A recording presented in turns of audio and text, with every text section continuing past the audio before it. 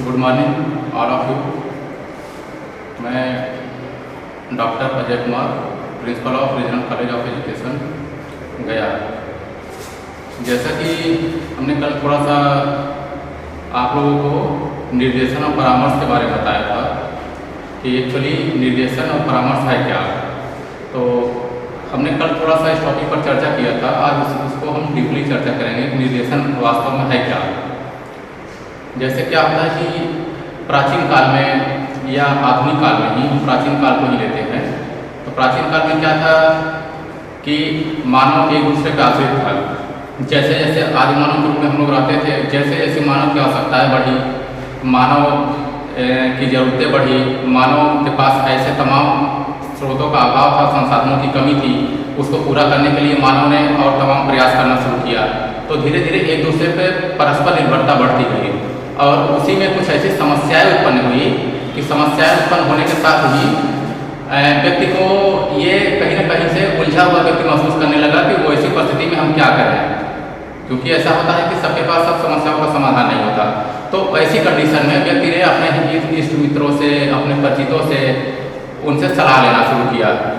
तो जब सलाह लेने की परंपरा आई तो सलाह देने की इसी परंपरा को ही हम निर्देशन के रूप में, आधुनिक रूप में इसे निर्देशन की संज्ञा दी गई।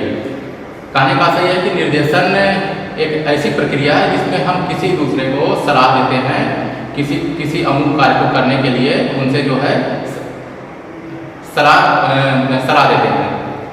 अब ये बात आई, अब सबसे बड़ी बात यह है कि एक क्लियर हम आपको बात कर देना चाहते हैं कि निर्देशन ऐसी अवस्था है कि जिसमें हम किसी व्यक्ति को, सामने वाले व्यक्ति को अमुक कार्य करने के लिए या अमुक कार्य ना करने के लिए उनको सलाह देते हैं।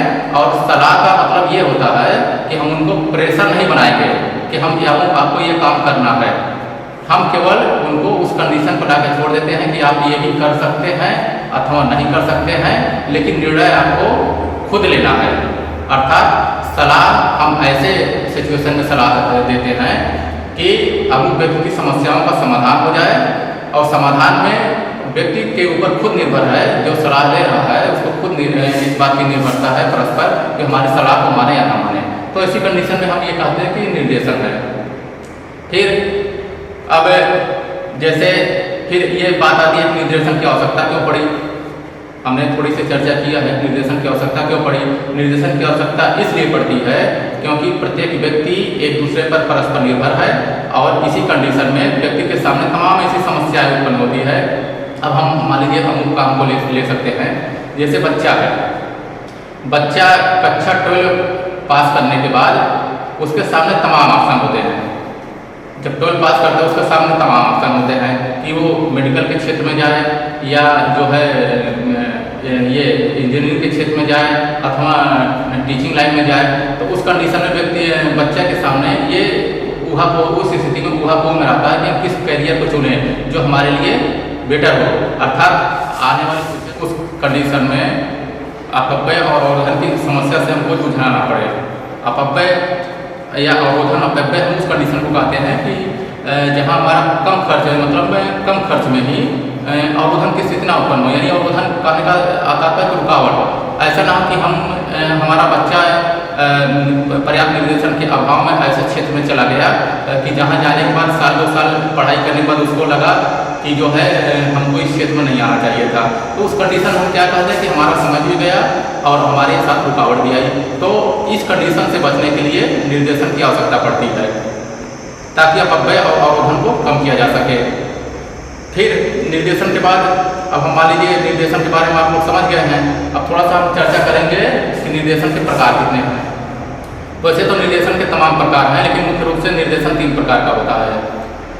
पहला है शैक्षिक निर्देशन, दूसरा है व्यवसायिक निर्देशन, तीसरा है व्यक्तिगत निर्देशन। अब शैक्षिक निर्देशन हमारे यहाँ की समस्याओं से जुड़ा हुआ है। हमने बताया शिक्षा के क्षेत्र में जब हम ऐसी शिक्षा के क्षेत्र में जब हम किसी समस्याओं का समाधान करने के लिए कोई सलाह देते हैं तब उस अवस्था को हम क्या कहते हैं, शैक्षिक निर्देशन। अर्थात शिक्षा के क्षेत्र में दिए गए सलाह को हम शैक्षिक निर्देशन के रूप में मान सकते हैं। अब शैक्षिक निर्देशन क्यों जरूरत पड़ती है, कि आज के जो आधुनिकता का समय है, इसमें जो है इतने तमाम कोर्स चल गए हैं, तमाम ये आपके कोचिंग संस्थान है, तमाम कोर्स है, तमाम विश्वविद्यालय, कॉलेज, इतने प्रकार के मल्टीपल कोर्स चल गए हैं कि बच्चा उसमें दिग्भ्रमित हो जाता है कि हम किस क्षेत्र में जाए, किस क्षेत्र में ना जाए। और खासकर वो अपने बड़े भाई या बड़े बुजुर्ग वगैरह से जो है, या जो सीनियर्स होते हैं, उनसे सलाह लेना चाहता है कि हमारे लिए कौन सा करियर बेटर, कौन सा क्षेत्र जो है चुना जाना अति आवश्यक होगा या हमारे लिए बेटर होगा। उस कंडीशन में जब हम का मतलब निर्देशन, इस स्थिति में हमें बच्चों को निर्देशन की, शैक्षिक निर्देशन की ज़रूरत पड़ती है। अब दूसरा हमने बताया व्यवसायिक निर्देशन।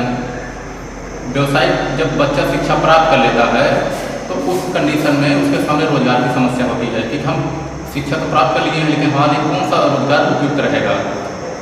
ऐसी स्थिति में जब हम उसके व्यवसायिक करियर चुनने की, व्यवसायिक से संबंधित क्षेत्रों के लिए किसी रोजगार को शुरू करने के लिए जब उनको निर्देशित करते हैं, अर्थात जो है सलाह देते हैं कि आपके लिए अमुक क्षेत्र ठीक रहेगा, तो हम ये कहा जाता है कि व्यवसायिक निर्देशन, अर्थात व्यवसाय के क्षेत्र में, रोजगार शुरू करने के क्षेत्र में दिया गया सलाह ही उनको हम व्यवसायिक निर्देशन कहते हैं। हमने एक बात पहले क्लियर कर दिया है कि निर्देशन का मतलब निर्देश देना नहीं है, अर्थात आदेश देना नहीं। निर्देशन का मतलब एक सलाह है, एक सलाह है, अर्थात हम उस कंडीशन में दे देते हैं एक सलाह, आपके ऊपर निर्भर है कि आप उस सलाह को माने या ना माने। ऐसी कंडीशन में हम क्या कहते हैं कि व्यवसायिक निर्देशन। फिर तीसरी आती है व्यक्तिगत निर्देशन। हमने बताया कि पहला शैक्षिक निर्देशन, दूसरा व्यवसायिक निर्देशन। शैक्षिक निर्देशन शिक्षा से संबंधित सलाह, व्यवसायिक निर्देशन व्यवसाय चुनने से संबंधित। अब इन दोनों के अतिरिक्त हमारे जीवन में तमाम प्रकार की समस्याएं होती हैं जिन्हें हम व्यक्तिगत समस्याएं कहते हैं। न तो रोजगार ढूंढने से है, न तो शिक्षा से क्षेत्र है, जो तमाम प्रकार के, क्योंकि हम लोग एक सामाजिक प्राणी हैं, सामाजिक प्राणी होने के नाते समाज में हमारी तमाम दैनिक आवश्यकताएं होती है। ऐसी आवश्यकताओं जब समाज में आते हैं तो उनसे टकराव उत्पन्न होता है, समाज में रहते हैं टकराव उत्पन्न होता है, समस्याएं उत्पन्न होती है। इस कंडीशन में हम ऐसी स्थिति में उलझ जाते हैं कि उस कंडीशन में हमको ये नहीं समझ में आता कि हम करें क्या। तो ऐसी स्थिति में जब हम किसी काउंसलर के पास जाते हैं सलाह लेने के लिए, तो उस क्षेत्र में दिया गया सलाह दी, शिक्षा के क्षेत्र को छोड़कर, व्यवसाय के क्षेत्र को छोड़कर, उस कंडीशन में व्यक्तिगत जब सलाह दी जाती है तो हम उसे क्या कहते हैं, व्यक्तिगत निर्देशन। अर्थात जैसे तमाम प्रकार की समस्याएं हैं। आज आप लोग देख रहे होंगे कि बच्चों में पर्याप्त निर्देशन के अभाव में, यानी कि परामर्श न दे पाने की वजह से बच्चे करियर के क्षेत्र से विमुख होकर या उस क्षेत्र में विफल हो जाते हैं तो सुसाइड कर लेते हैं, आत्महत्या कर लेते हैं। तो ऐसी कंडीशन क्या करें, उनको हम अच्छी तरह से गाइडेंस नहीं कर पा रहे हैं, निर्देशित नहीं कर पा रहे हैं, उनको सलाह नहीं दे पा रहे हैं।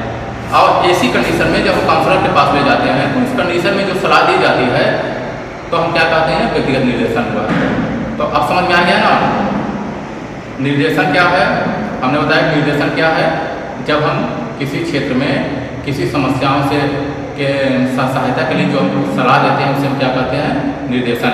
अब निर्देशन में हमने बताया 3 निर्देशन है, शैक्षिक निर्देशन, व्यवसायिक निर्देशन, व्यक्तिगत निर्देशन। तो शैक्षिक निर्देशन शिक्षा से संबंधित क्षेत्रों में दिया गया सलाह, व्यवसायिक निर्देशन व्यवसाय के क्षेत्र में दिया गया सलाह, व्यक्तिगत निर्देशन इन दोनों के अतिरिक्त अन्य क्षेत्रों में जहाँ हमारी समस्याएं उत्पन्न होती है उस क्षेत्र में दिया गया सलाह जो है क्या कहलाता है, व्यक्तिगत निर्देशन। Thank you.